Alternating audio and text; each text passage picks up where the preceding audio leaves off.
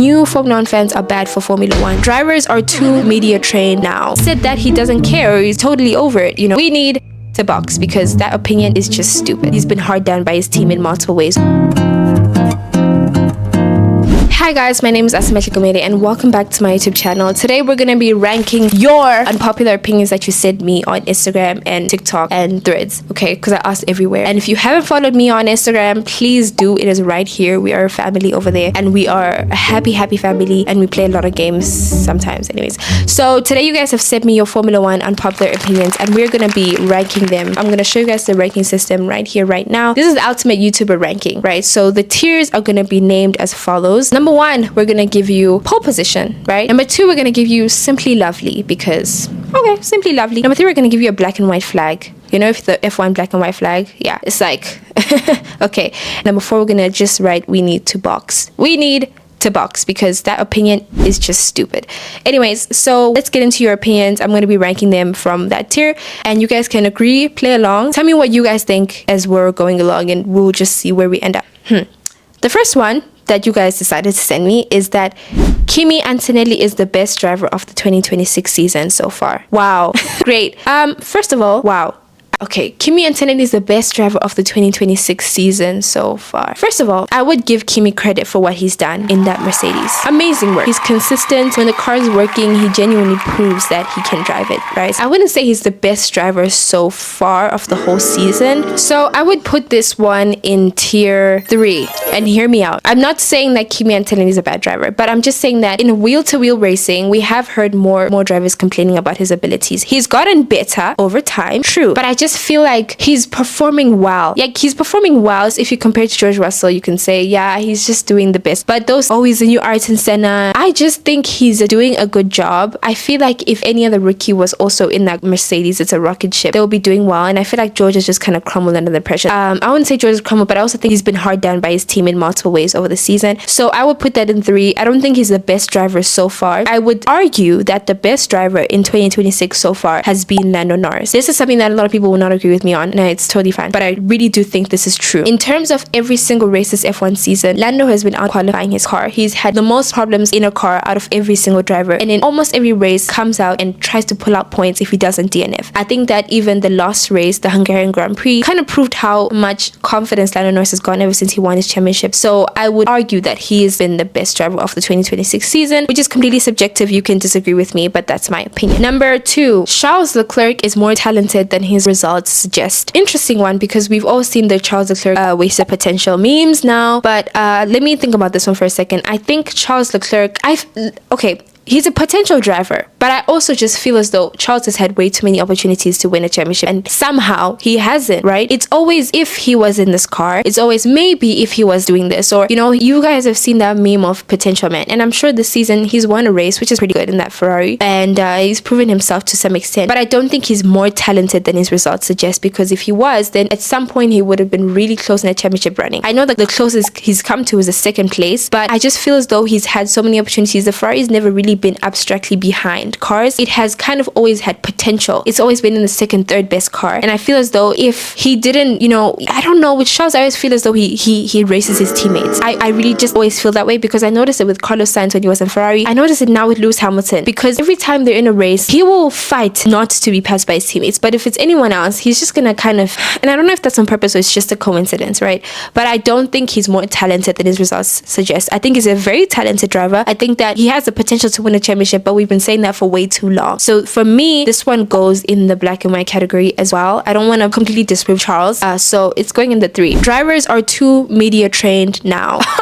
This is a very good one. I would actually put this at pole position. This is true. I think that drivers are very, very media trained now and they're not allowed to express themselves clearly in the way that they feel about things because there's so many rules about how you can say things and when you can say them, and you know, everyone is kind of scrutinized to a certain degree now. But also I feel as though I miss the days when the drivers could post an Instagram picture and it's a meme of each other, or they could make jokes in the F1 press conferences, you know, and I miss those days where we felt more carefree. And I understand now that it's probably because the sport has grown to an unimaginable fashionable hype that now the drivers need to be very careful of what they say so they don't get cancelled or so that they don't lose sponsors. But also at the same time, I feel like we like the drivers' personalities and we want them to be able to express themselves in any way that they can or they want to. So I don't think it's fair that we media train them to an extent where they can't even be honest about how they feel about regulations. They can say they don't like it. They should be allowed to say that because it's your opinion, right? So your opinion shouldn't be changed just because like there'll be consequences against if you say something negative, you know? So I feel as though they shouldn't media train them too much because we love seeing the drivers' personalities shine through. That's a pole position opinion over there. Lando Norris gets judged more harshly than most drivers. This one I would put in Simply Lovely for 2 reasons. Number one, I agree with that completely. I think a lot of people just switched up on Lando Norris. I don't know how to explain it, and I know that you all will say no, it's because he said those things about Lewis Hamilton and then he got into that argument with Max where he said it was, I get it, but Lando Norris is not the only driver on the grid who says horrible things. He's not the only driver on the grid who gets to say something out of anger and adrenaline, right? Max does it all the time, but we forgive Max because Max is Max. It's a double standard to any other driver who makes that mistake, because if Max says something, which he always says something weird about someone else, and we don't call him out for it because we assume that that's just his bullish personality, that's just how he is, he's rugged, he's Max, right? But when it was Lando who made that same mistake, everyone said, oh, he's got an ego now, you know, this little boy that we've supported since 2019, he's got an ego now, so we're no longer supporting him and we hate him, right? I feel as though people just went too far with that. The gay comments and every time his results are being posted, everyone posting those hate middle finger. I feel like that's way too far, and I feel like if you get to that extent where you hate a driver to that extent for something that he said or did that doesn't directly really affect you in that way, it's a bit weird for me, unfortunately. So for me, I feel like he gets judged a lot more harshly. I feel like he doesn't even get the amount of credit he deserves for the way that he drives. I think he's an impeccable Formula 1 driver. Go back to 2019 McLaren and watch those races. Go back to 2020 McLaren and watch Lando Norris's races. A lot of people have short-term memory. A lot of people have goldfish memory in Formula 1. If someone's competing very well now, they kind of forget how that person used to compete back in 2022, right? So we kind of have goldfish memory. Now that Carlos Sainz in a Williams is a bad driver, but you don't remember him performing in Ferrari and winning and pulling out masterclass strategies, but you're focusing on the fact that now he's struggling in a Williams. So for me, Formula 1 fans are kind of hypocritical in that manner. So definitely I'll put it at Simply Lovely. But the reason I didn't put it at pole position is because I also don't agree with the stuff that Lando Norris says. I also think sometimes he can be a bit, you know, off with the things that he says, which for me is totally normal. All the drivers do that. They all make mistakes. New Formula 1 fans are bad for Formula 1. Well, this one I would have to disagree. I would have to go with we need to box. The reason Formula 1 needs those new fans is because we need more people to be involved in the races. We need more capital to come into Formula 1, and those new fans are giving us just that. The more the sport grows, the better it becomes essentially for Formula 1. Where Formula 1 does get it wrong is that they start to cater towards those fans more so than they need to, meaning that they're going to change the regulations to keep those new fans in the sport, or they're going to make sure that the race seems exciting, which is a Formula 1 problem, but it's not a fan problem. Formula 1 needs to establish that the fact that the reason fans get into Formula 1 is to watch the racing that is already there. You don't need to change anything abstractly or say that we don't have attention spans to watch. No, keep it the way that it is, because that's the reason why people got into sport in the first place. Those new fans are not a fault in that aspect. For me, any fan who wants to join, whether you're coming from whatever, totally fine. But Formula 1 itself should never make the distinction to change the races in order to kind of accommodate for a newer fan audience. No, Formula 1 is a sport and we're racing. That's literally what it is. If you want to accommodate, we just don't, you know, because that makes it difficult for everyone else. And I think the main problem with all that is just Formula 1 wants to keep those people so much that they're willing to do anything, you know? They're willing to sacrifice our qualifying sessions. They're willing to come up with new crazy ideas just to keep people engaged, which they don't need to do that. Sometimes originality is the best. Keep the sport the way that it is. So I don't blame those fans. I like it more when people want to learn about the sport. I genuinely find it cool. So I don't think that, you know, yeah. The best driver doesn't always win the championship. I already said this one on TikTok. If you follow my TikTok, I did say yes, the best driver doesn't always win the championship. So this one will go into pole position. It's true. The best driver doesn't always win the championship, but I do believe the most consistent driver does. The driver with the most, you know, with a good car, a good team is the one who will pull out a good win. Consistency in performing well. I saw someone say consistency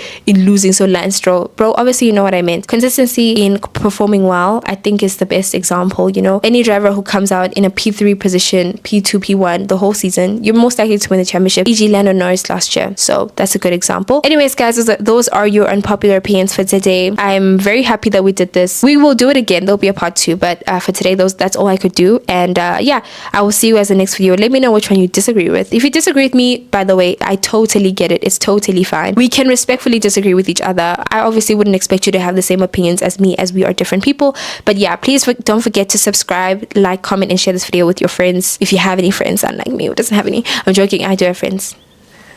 Okay, let's move on. Okay, let's not talk about my friends. Anyways, I'll see you guys in the next video. Goodbye. Bye, guys.